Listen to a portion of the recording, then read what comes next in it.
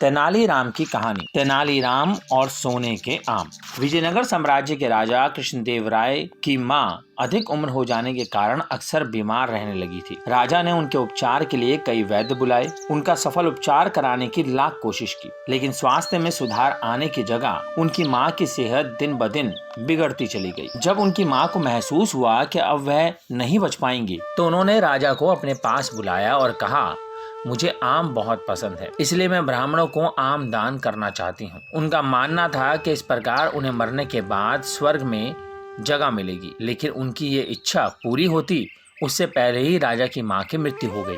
मां की इच्छा पूरी ना कर पाने के कारण राजा बहुत उदास रहने लगे। उन्होंने अपनी मां की अंतिम इच्छा को पूरा करने के लिए कुछ ब्राह्मणों को अपने पास बुलाया और उन्हें पूरी बात बताई। वहां आए ब्राह्मणों ने राजा की बात सुनने के बाद आपस में मंत्रणा की और कहा, हे राजन, आपकी मां ने मृत्यु से पहले आम दान करने की प्रबल इच्छा जताई थी, जो पूरी ना हो सकी। ऐसे में उनकी आत्मा इधर उधर भटकती रहेगी, इसलिए आपको अपनी मां की आत्मा की शांति के लिए उपाय करना चाहिए। ब्राह्मणों के मुंह से बात सुनकर राजा ने कहा, आप हमें बस उपाय बताइए, अपनी मां की आत्मा की शांति के लिए मुझसे जो बन पड़ेगा मैं करूंगा। राजा की हामी भरते ही सभी ब्राह्मण मन ही मन प्रसन्न हुए और बोले, राजन, आपको अपनी मां की पुण्यतिथि पर ब्राह्मणों को भोजन कराने के साथ सोने के आम दान में देने चाहिए, तभी आपकी मां की आत्मा को शांति मिलेगी। राजा ने ब्राह्मणों की बात मान ली और उन्हें अपनी मां की पुण्यतिथि पर भोजन करने के लिए बुलाया और प्रत्येक ब्राह्मण को सोने के आम दान में दिए। जब इस बात का पता तेनालीराम को चला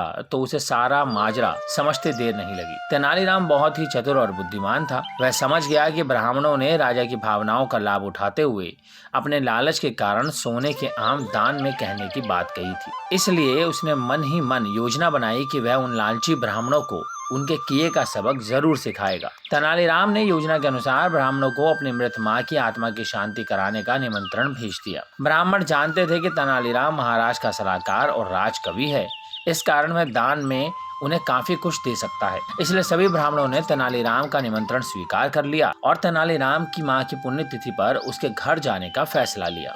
तय समय पर सभी ब्राह्मण तेनालीराम के घर पहुंच गए। तेनालीराम ने सभी ब्राह्मणों को बड़े ही आदर और सत्कार के साथ घर में बिठाया और स्वादिष्ट भोजन कराया। जब सभी ब्राह्मण भोजन कर चुके तो तेनालीराम ने अपने घर के नौकर से लोहे की गर्म सलाखें लाने को कहा। गर्म सलाखों का नाम सुनते ही सभी ब्राह्मण आश्चर्य में बोले, तेनाली, लोहे की गर्म सलाखें किस लिए? उनका क्या करोगे? तेनालीराम ने मुस्कुराते हुए जवाब दिया, जब मेरी माँ बीमार थी तो उनके शरीर पर फोड़े हो गए थे। उनकी आखिरी इच्छा थी कि मैं उनके फोड़ों की गर्म सलाखों से सिकाई करूं ताकि उनका दर्द कम हो जाता, लेकिन मैं ऐसा कर नहीं सका और उनकी मृत्यु हो गई। यही उनकी आखिरी इच्छा थी। तो अब मैं आप सभी को गर्म सलाखों से दागूंगा ताकि मेरी माँ की आत्मा को शांति मिल जाए। तेनालीराम की इन बातों को सुनकर सभी ब्राह्मण थर-थर कांपने लगे। वे बोले, अरे तेनालीराम, हमें दागने से तेरी माँ की आत्मा को शांति कैसे मिल सकती है? इस पर तेनालीराम ने जवाब में कहा, जब आपको दान में सोने के आम देने से महाराज की माँ की आत्मा को शांति मिल सकती है, तो फिर आपको गर्म लोहे की सलाखें दागने पर मेरी माँ की आत्मा को शांति क्यों नहीं मिल सकती? अब सभी ब्राह्मणों को समझ आ गया था कि तेनालीराम क्या कहना चाह रहा है। उन्होंने अपनी गलती की माफी मांगी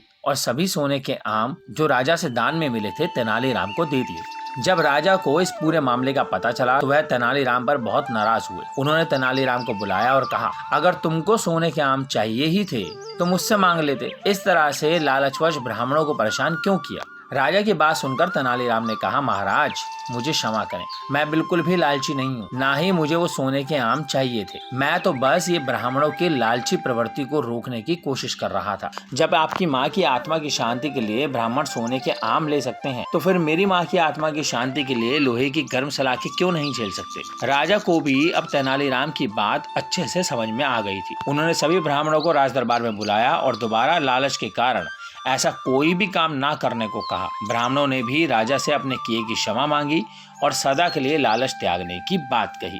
तो दोस्तों, कैसी लगी ये कहानी?